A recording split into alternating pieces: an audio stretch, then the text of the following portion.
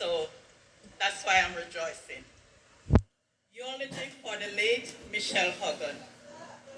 And God shall wipe away the tears from their eyes, and there shall be no more death, neither sorrow nor crying, neither shall there be any more pain, for the former things are passed away.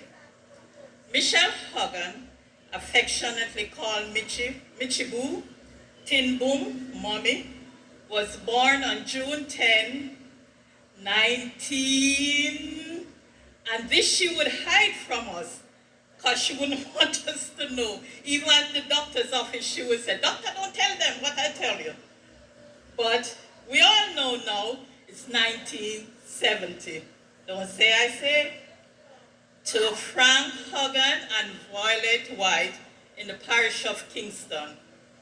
Michelle was the youngest of all her siblings. Even though I was a toddler, I remember the very night when Michelle was born.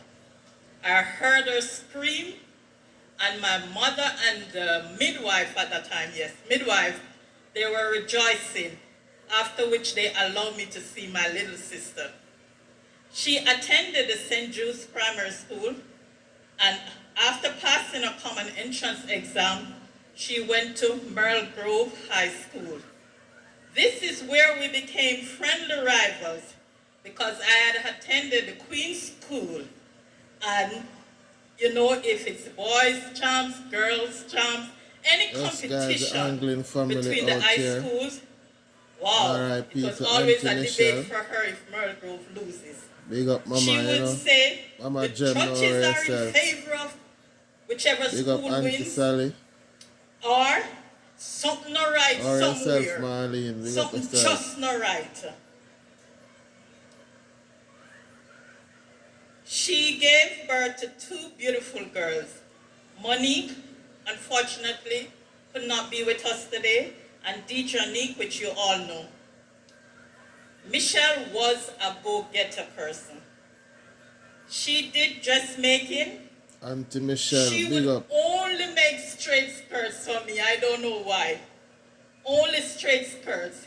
And then she would say, "Pay me because I have no time. I'm very busy." She also went on to do cosmetology. That she was very good at also. Then she went to work at the university hospital, at the records department, then climbed her way to the insurance and billing department, where she spent most of her life. A couple of years ago, she started working at the Oak Institute. And why I say a couple of years ago, I'm not sure Oak Institute, so please forgive me. But I know she was working there.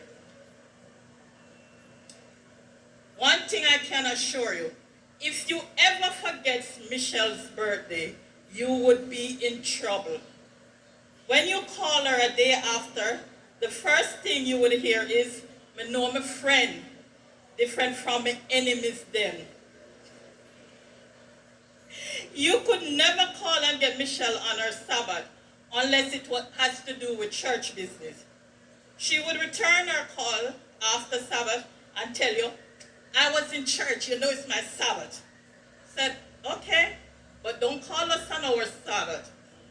She said, "It doesn't matter, I was in church, I was in my Sabbath." One of Michelle's favorite meal was tin mackerel and rice. Ayo. She would eat this every day. And this is how she got the name Timbo. Michelle asked a few of us one of the time, if you were going to foreign, what would you carry to foreign? What is it you would carry? Everybody was giving their own opinion. Michelle said, "I will stock up a case of tin mackerel and take it with me." That's how much she loves tin mackerel. And I think, my opinion, I think that was the first meal she let her children cook. Tin mackerel and rice. Michelle was very excited when she became a member of the Seventh-day Adventist body and then a part of the usher group. She called us up, and that's when we usually have the Zoom, the WhatsApp face thing, because we usually have prayer meeting. And she would call us up and said, guess what? I feel good today. I said, what happened? She said, I'm now a part of the usher team, girl. I said, okay. I feel good working for the Lord. And my pastor is very nice. Pastor, to be honest with you, I was like, not like my pastor. And she said, you got to meet my pastor. He's a very nice girl. You sit down and he listens to everything. Everything you have to tell him. That's Michelle. When she's debating, she's got to win the debate. That's her.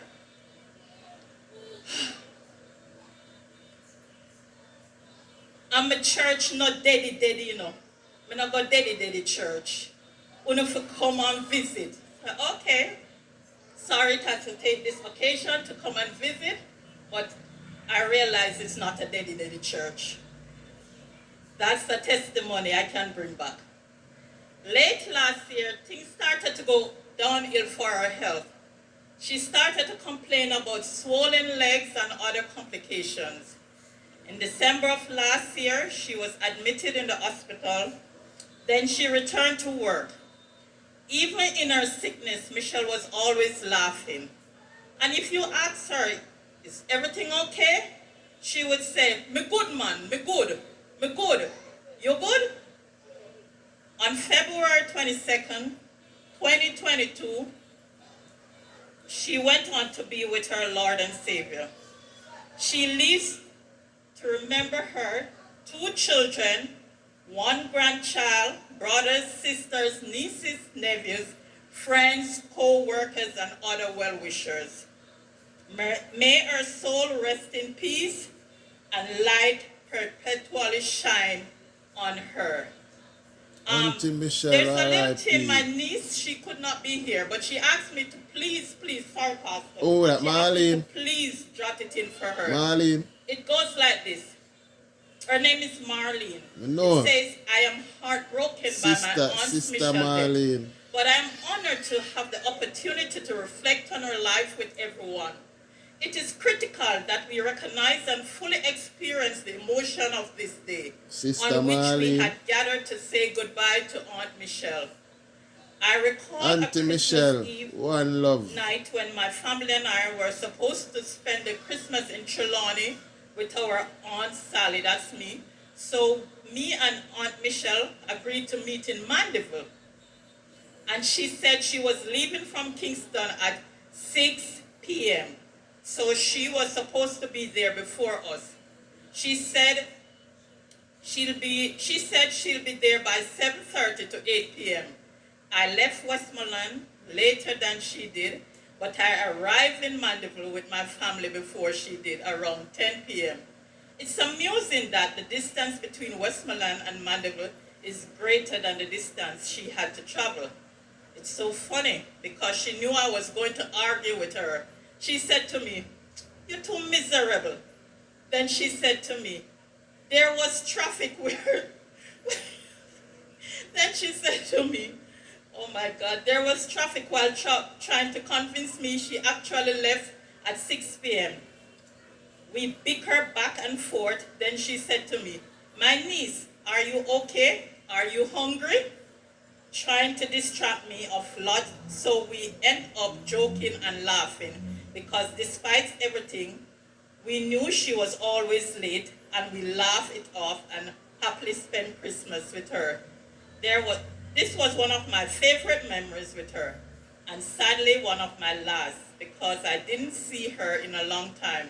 May her lovely soul rest in peace. R.I.P. Auntie Michelle. But you are still... Robert Anglin. Yeah. You may be gone, but you will always have a place in our heart. Trust me. Anglin family for out here. God bless you. Thank you, Auntie Sally. So good afternoon, church. I just wanted 2 minutes.